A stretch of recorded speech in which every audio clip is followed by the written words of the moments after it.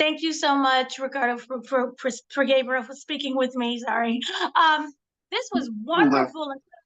What I was really wondering is, this is shot obviously in London, but it looks just like it was right in Boston. Can you tell me about kind of preparing the scenes a little bit for that?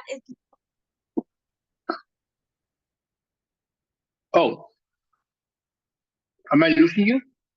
Can you hear me? Yeah, I can hear you now. Yeah. Okay, I was talking about one of the things that I love is how this was shot in London. Obviously, it's supposed to take place in Boston. Can you tell me about kind of preparing the scene so that it looks like this is the city of Boston, even though it's in London? Yeah, I mean, it's a lot of preparation. It's a lot of preparation in every respect. I mean, finding locations that they resemble more or less Boston, that was part of the whole deal. And it was difficult. Some locations we had to travel up to 2 miles, 2 hours, sorry, up to 2 hours going to the location because we needed to have, there were a farmhouse that it was so, the English farmhouses and the countryside in England is so typical English that it was so difficult to find an English one that was not that typical and resembled more the countryside in the Boston area.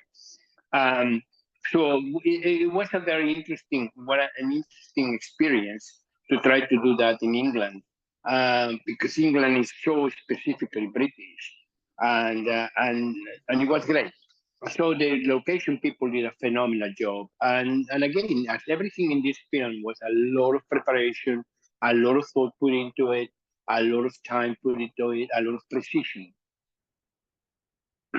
What's interesting, there are scenes that you're getting 360 views of fight coordinated scenes. And so what I wanted to know was kind of the importance of showing that view as opposed to always up close with the actors.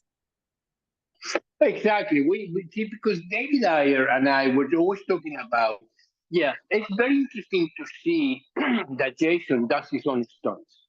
So we want to be close to Jason, but also what we want to see is the aesthetic of the fight. See, the interesting situation about David Ayer is that he wants to elevate his films to an art form. And that's also what I want to do. And we need to do that with films. We cannot forget that film is an art form. So we don't want to do just the mechanics of an action film and film the mechanics because it's exciting. We wanted to give it an artistic meaning to it.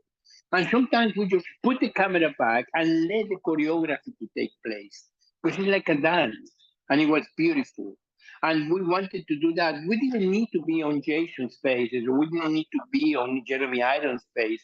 We know that they are there. And important is that now what we want to see is that aesthetic. We normally shoot with 3-4 cameras for the action sequences.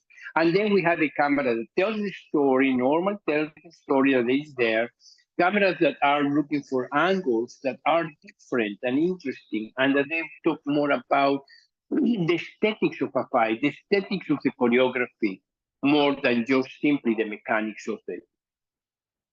There's a wonderful scene that I love that's a mirror scene, and there's a fight scene within that. Can you talk about, with using mirrors, does that allow for more creativity as a cinematographer, or is it more of a tricky hindrance with that because you see everything through those mirrors? No, that was very difficult. The corridor has to be done in a very precise way. You need to set the cameras. You need to know what you're doing. You need to make sure that the camera is shooting what it needs to be done. But the choreography, see, this is when the choreography has to work very well, because when the actors practice the choreography of a fight, they have to be in perfect sync and absolutely sync. They cannot be just random things. Otherwise, if you, for to say a very simple example, if you throw a punch and the receiver of the punch doesn't sell it, you never sell it, right? And it could be dangerous. So it has to be a perfect sync in between those two, but also has to be a perfect sync with the camera.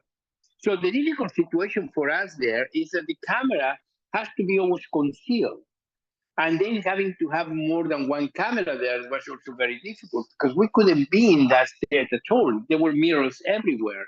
And also the sharps of the glass when the shark broke, they could be looking at you if you were not careful. So we had to work very hard to make sure that it was going to be done precise, that it was not going to have any problem, that we were not going to see our cameras, and that we were going to be able to tell the story very well. And I think we did it. Now, there was that, yes, it was difficult, but it was a beautiful sequence. It was. This movie was beautifully filmed. I love the use of angles and lighting. And so thank you so much for speaking to me. It's a great pleasure. Thank you for having us. Thank you.